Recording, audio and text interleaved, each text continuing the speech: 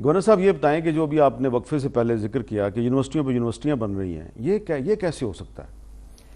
एक यूनिवर्सिटी है तो उसके अंदर एक और यूनिवर्सिटी बन रही है? नहीं, बात यह है कि प्राइवेट मेंबर बिल के ज़रिए, हाँ, और कोरम भी पूरा नहीं होता, कोरम पॉइंट आउट किए कि बार बार किया जाता है तो उसको परवाह नहीं की जाती पंजाब असम्बली में, और बिल पास कर लिया जाता है। जबकि हमेशा से तरीक़ेकार ये रहा है कि या तो गवर्नमेंट के ज़रिए कानून साजी आती है, अगर प्राइवेट सेक्टर की हो तब भी, और अगर प्राइवेट सेक्टर की कोई प्राइवेट मेंबर अगर कोई ऐसा बिल पेश करता है तो वो फिर रेफ़र होता है higher education commission of Punjab के पास, फिर हायर एजुकेशन डिपार्टमेंट उसको थॉरोली एग्जामिन करता है, फिर वो वहाँ से राउट होकर लीगल ओपिनियंस वगैरह सब आके फिर आती है, और फिर स्टैंडिंग कमेटी जो है वो उसको देखती है कि क्या ये तकाज़े पूरे करती है। लेकिन इन सब के बगैर वहाँ पे रूल्स को रिलैक्स करके या फौरी बस असम्बली जो है उसको बिल को पास करती है और तौसीक के लिए इधर भेजते हैं। मैं जब उसमें एतराज़ात भेजता हूँ कि इसमें ये सब कुछ नहीं हुआ, तो वो दोबारा 15 दिन के बाद उसको असम्बली में पेश करके दोबारा मेरे पास भेजते हैं। मैं तब भी असेंट नहीं देता तो 10 दिन के बाद वो खुद ब खुद कानून बन जाता है। और वो बहुत सी यूनिवर्सिटियों के चार्टर इशू हुए हैं इस दौरान, जो पिछले कुछ अरसे से ये तरीका जारी है। और फिर इसमें एक और अहम बात है कि हमेशा से तरीक़ेकार ये रहा था कि जो भी कानून साजी होती है वो असम्बली से पहले जाती है गवर्नमेंट के पास, और गवर्नमेंट से through chief secretary proper root से हमारे पास तमाम लीगल ओपिनियंस के साथ गवर्नर के सामने रखी जाती है।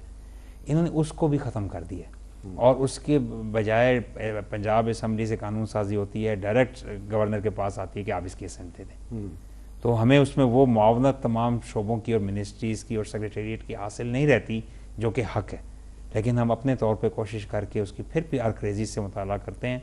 जो यूनिवर्सिटीज़ हैं उनके मामला तो बहुत ही गंभीर हैं। कुछ बड़ी यूनिवर्सिटीज़ के वाइस चांसलर की कारकर्दगी से आप मुतमिन हैं?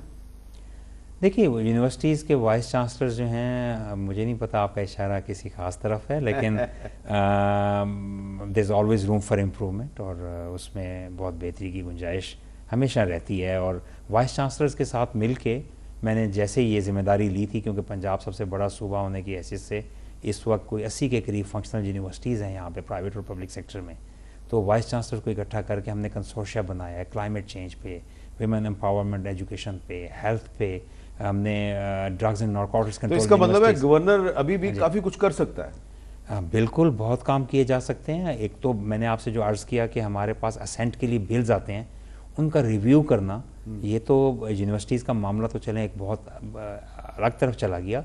बहुत से ऐसे कवानीन जो हुकूमतें नेक नियति से भी बनाती हैं, उसमें भी कई सुकम रह जाते हैं, या कानूनी या उसमें बहुत बेहतरी की गुंजाइश होती है। मिसाल के तौर पे हमारे पास एक कानून आया जिसमें था कि चीफ मिनिस्टर इस तरह की एक बॉडी बनाएंगे, लेकिन उसमें जो मेंबर्स की कॉन्स्टिट्यूशन थी उसमें किसी औरत का कोई जिक्र नहीं था। तो हमने उनको वापस भेजा कि कानून एक मौजूद है पंजाब में जो रिक्वायर करता है, जिसकी तकाजा है कि एक fair representation of women act की कम अज़ कम एक खातून मेंबर होनी चाहिए। खैर उन्होंने फिर भी उसको कानून में नहीं डाला, उसको ऐसे ही पास कर दिया।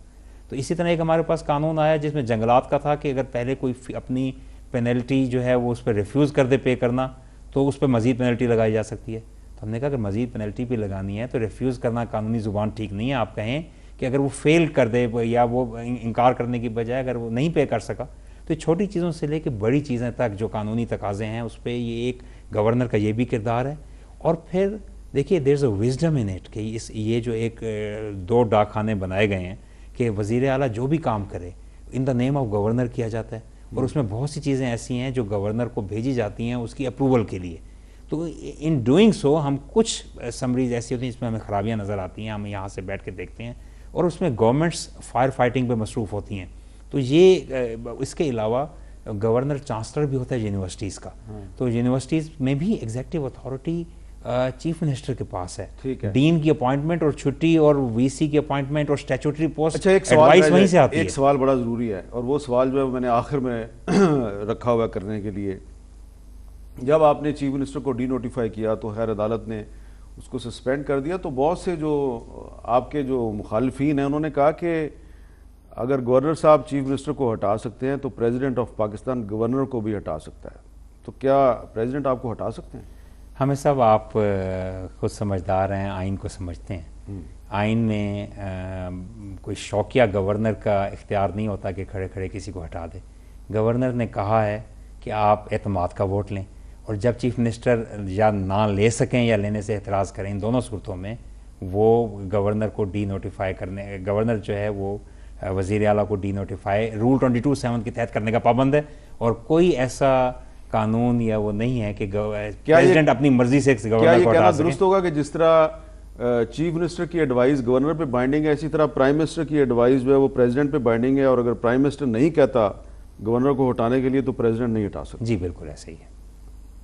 तो बात खत्म होगी जी, तो आपको कोई नहीं हटा सकता। अगर प्राइम मिनिस्टर चाहें तो फौरी तब्दील कर सकते हैं। प्राइम मिनिस्टर हटा सकता है, जी बिल्कुल, प्रेसिडेंट नहीं हटा सकता। मैं समझता हूँ कि उसमें कोई ऐसी प्रोविजन नहीं है।